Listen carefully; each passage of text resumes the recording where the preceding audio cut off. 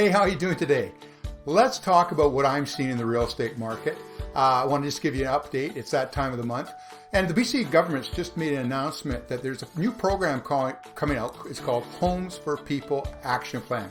I'm going to give you an overview of it and my thoughts on it and how it may or may not affect the Victoria real estate market. And then at the end of the video, I get two bonuses. One, I'm going to show you where buyers come from, and I think you're going to be just a little bit surprised by that. And number two, there's one type of property that I just think you should avoid right now. So stay tuned for that. Let's get into it.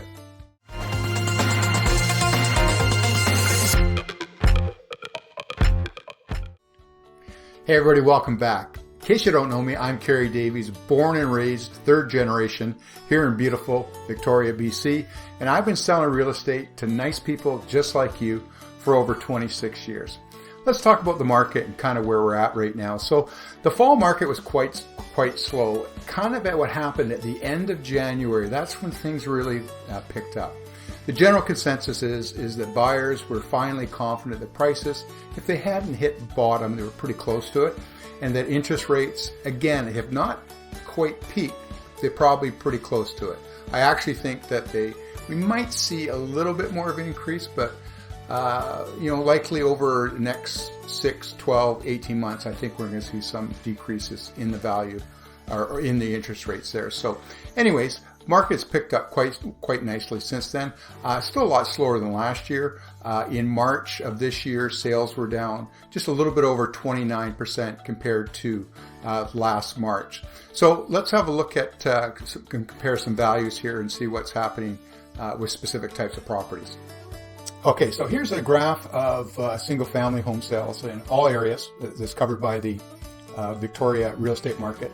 Of course, your area may be a little bit different. I can tell you in many areas, the price peak actually was more in June, July, whereas you're looking at this graph here, it seemed to be a little bit earlier in the year.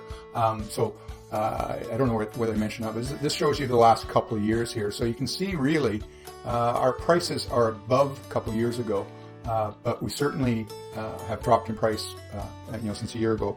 As a matter of fact, single-family homes overall are down 10.9%. And again, I could show you some areas where the drop is a little less than that, and I can show you some neighborhoods where the drop is a little bit more than that. So if you're interested to know what's happening in your neighborhood, just leave me a comment down below, or call or text me, and I can tell you exactly what's going on in your neck of the woods. Let's have a look at condos next. Condos, and now they're trending up a little bit, but you can see they've been kind of bouncing all over in price there.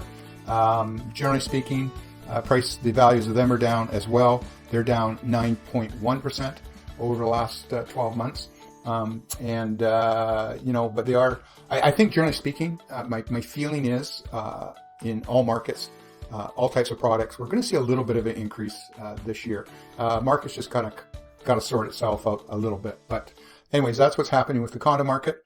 Let's have a look at townhomes. Now the townhome markets, you can see it's more of a jagged edge there. Part of the reason for that is the inventory of townhomes in Victoria is not great. So that's why these kind of more wilder swings in price. They dropped off quite a bit back in January, and now seem to be they've trended up. Now they're trending down a little bit. But generally speaking, the price drop there, though, it was only 4.4%. There's just not as many townhouses compared to condos and single family. Now, our inventory, this is a great graph, because if you look back December 21, look at that, we're just about out of listings. I don't know what the actual count there is, it's just a shade over 600. In March, at the end of March, we had 1,970 listings. That is really still quite low. Generally speaking, I would think a balanced market in my mind is probably 3,000, 3,500 listings, somewhere in there. I was kind of looking back historically through the historical data available through the Victoria Real Estate Board, and I was finding, this went back a little bit, but I think it's like 2012, there was about 4,200 listings. So, I mean, that's more than double the amount of listings right now. So, interesting market. We're still seeing some multiple offers on certain types of properties. for the most part is, it's probably taking a little bit longer to sell. Whereas, a year ago, we were getting 5, 10 offers on just about any property that was listed. Okay, that's sort of the snapshot view of the Victoria real estate market, the view from 10,000 feet up, looking down on it. I've been thinking about this. Is it a buyer's market or is it a seller's market? And I gotta say, I'm gonna lean a little bit towards it being a seller's market. And the reason being is, it really is unusual times. The volume of sales is down like 29%. However, the inventory is still so low, right? So any good property that comes on the market is often going to get multiple offers on it. Now, it's not going to be 5 or 6. It could be 2 or 3, but it's still going to push the listing up over the asking price, and that's very common, particularly with single family properties in certain strong locations. Fairfield, Oak Bay, Cadbury Bay, that sort of thing. They're selling very well. Condo market, same thing. You can still see it. Depends what it is, and so. I'm a little bit hard pressed to generalize, but I would say it's very slightly in favor of the seller. So before we get into the Homes for People action plan, I got a big favor to ask for you. I hope you're enjoying this video. If you are, please click the subscribe button down below. That's going to really help my channel grow. I'd really appreciate that. Thanks so much. Go ahead and click right now. Thank you. All right. Government, I think it was last week, maybe the week before, they made this great announcement. They're going to come out with the Homes for People action plan. Now, just the name of it makes me laugh, because to me, anything with government involved doesn't move very quickly. So when they call it action plan, let's hope for the best, but I'll be surprised if things move too quickly. So let's have a look here what they're focused on here. So what they're and I'm going to take this right from their kind of press release on it. So it's focused on 4 priorities. Number 1, unlocking more homes faster. Okay, that's fantastic. If anybody's done a home renovation in Victoria, Saanich, doesn't matter where you are, maybe with the exception of Langford, or try to build a house, you know how painful the process is for getting permits and plans approved and all the rest of it, right? If you wanted to build a home today, I think you'd be pretty lucky if you were in that home within, a year and a half. Just getting the permits is just a chore in itself. And of course, all the builders are busy, so it you don't phone one today and have them show up tomorrow. So, anyways, that's kind of where I think they're heading with that. They're going to put pressure on the local governments to speed up the process. Number 2, delivering better, more affordable housing. Not sure what in general, all this is fairly big, so you just kind of have to read what you want into it. I think personally, if they want affordable housing, meaning housing for lower incomes, that sort of thing, government needs to build it, both federal and provincial. You cannot put this on the backs of developers without some huge incentives, and leave it at that. I think that's. I don't know if that's not 100% where they're heading. Probably in point 3 is more about that. But more affordable houses, yes, we do need that. There's no doubt about that. So number 3, actually I've kind of mixed up 2 and 3 together, helping those with the greatest housing need. Okay, that for sure, that needs to be government built. And number 4, creating a housing market for people, not speculators. So, okay, actions and homes for people. This is what it's going to include: delivering more middle income, small scale, multi-unit housing that people can afford, including townhomes, duplexes and triplexes through zoning changes and proactive partnerships. Not sure what they mean by proactive partnerships there. That could be joint ventures in some, obviously probably is joint ventures. I know the one thing they've certainly announced is to have any lot can have 4 units on it. As soon as they announced that, I immediately thought of the Uplands, and can you imagine somebody building a 4-plex there? Anyways, interesting thought. Offering forgivable loans for homeowners to build and rent secondary suites below market rates. to increase affordable rental supply. So the idea there is, I think what they were kicking around is like kind of a $40,000 loan, but you'd only be on the hook for $20,000 of it, but you'd have to have some sort of reduced rent to whatever tenant's there. And I think it was for a 5-year window. So I don't know. I'm not sure how that works out. You don't get much for $40,000. So I'm not sure if that's the actual number, but that's the number I heard. So let's see where that goes. Building thousands more affordable homes for renters, Indigenous people on and off reserve, women and children, leaving violence, and building thousands more on campus student housing. Well, they just about targeted every possible area with that. All good ideas, but man, this is all pretty ambitious thinking. I just don't know how realistic it is. But anyways, at least they're trying something. That's all. I'll say that much about it. Delivering thousands of new homes near public transit. And launching BC Builds to use public land to deliver affordable homes for people. Okay, that part I really like. Governments have lots of land. Start building on it, and use that as your low-income housing or affordable housing. Okay, and this is what I touched on before, introducing a flipping tax to discourage short-term speculation. So again, that's people, it's not so much just, buying a house, fixing it up, and then flipping it. Gosh, you've done that. You've put some work into it. I don't think you should be, let me back up there. You are going to pay capital gains tax on that because the only way you're exempt from capital gains tax is it has to be your prime residence, and you have to live there for a certain period of time. Not exactly sure what that is, but I would think it's at least a year and maybe 2. But that's just to stop from people from tying up these condos and then selling the contract before it close and making a few bucks there. Providing annual income tested tax credit up to $400 a year for renters, that's fine. Providing more homes and supports for people experiencing or at risk of homelessness, yes, that's something we definitely need to do. Again, I'm of the opinion that where we really need to start is a lot of homeless people have more issues than just being homeless. We need better facilities for addiction and mental illness, and then maybe we need some more homes. So this is a tough nut to really crack. And it's not just here in Victoria; it's a phenomenon across North America right now. And boy,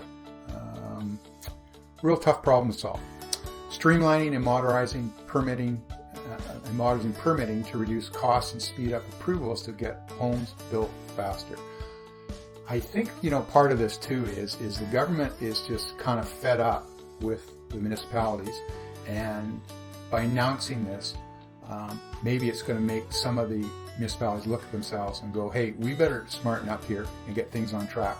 Or the provincial government is just going to step in and say, we're going to, here's what's going to happen, and we're going to pass legislation to speed things up for you. Anyways, this is something that needs to happen. It's just absolutely ridiculous. The bottom line is here, we don't have enough housing. And I've read some reports is if we keep going the way we are, and when I say we, now I'm talking about all of Canada, is that there's just generally a shortage of housing. So if we keep building the housing at the rate we are, we're just going to get farther behind. So we have to build more housing. Strengthening enforcement of short-term rentals. Okay, so this has sort of been on the agenda for some period of time, and this does not surprise me. Short-term rentals, anything less than 30 days. So I'm sure the hotel industry lobbies the government about this because it's in direct competition with them.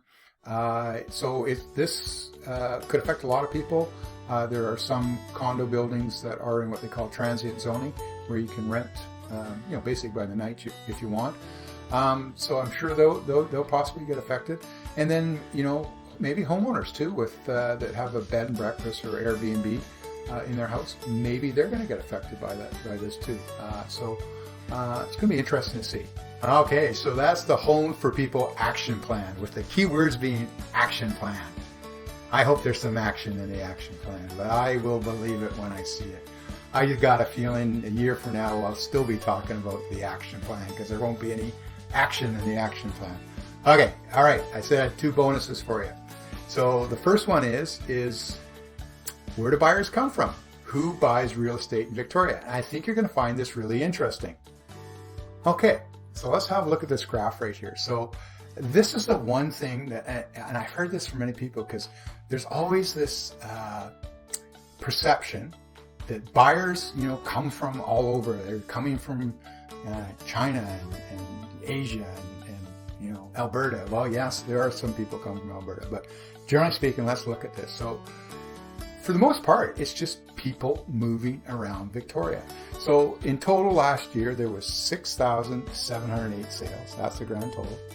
67.41% were people who live in Greater Victoria, just moving around. The other largest group is coming from Vancouver, and that's almost 12% at 11.85%. And that's interesting because I see a few retirees come over here from Vancouver, but you know who it mainly is quite often young people who are well established in their work. When I say young, probably 30s to mid 40s, and really want to raise their kids here, and want to get away from the hustle bustle of the Lower Mainland. So, generally speaking, in total, is 89% of buyers come from BC. So really, out of province, out of country is very low. So the most out of province from with Canada come from Alberta, and that's 3.22%. But then if you get outside of Canada, now I think this is going to get, well, it definitely will get less because there's no foreign ownership for another year and a half. Well, more than that. So it started January 1st and it runs 2 years from there. So these next numbers, but you see they're very low. It was only 1.6% of buyers come from outside our Canadian borders. So there you go. It's mainly Victorians moving around, 67%. And in general speaking, 89% of buyers come from British Columbia. And we might see those numbers come up a little bit as the population continues to age. We used to never get anybody from Ontario, and Ontario and Quebec make up 4.4%. So that's interesting, I think that we'll have more Albertans here as well. So that's where buyers come from. Okay, so bonus number 2 is the type of property that I think you should probably avoid buying right now, and that is any property that's in, well, let me back up here. If you're planning on buying a property for solely short-term rentals, I think that's going to be a mistake, because I know, as I talked about earlier, the government's got that in their line of sight here, and I think they're going to put the brakes on it. So there are certain condos or in a transient zone where you can rent on a nightly basis and Airbnb them.